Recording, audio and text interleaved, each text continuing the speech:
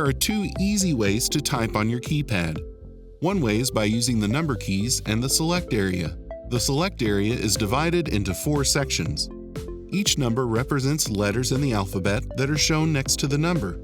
For example, 1 has A, B, C. A will correspond with the first area, B will be the second area, and C will be the third area. On the keypad, the username, Aaron, is being typed on the keypad. Another way to type is by accessing the QWERTY keyboard on the keypad by tapping on ABC in the top left corner. The username, Dan, is being typed on the keypad. You will also notice that ABC turns into a lowercase ABC to switch between uppercase and lowercase.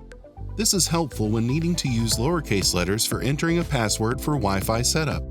Below the ABC is the option to switch to symbols.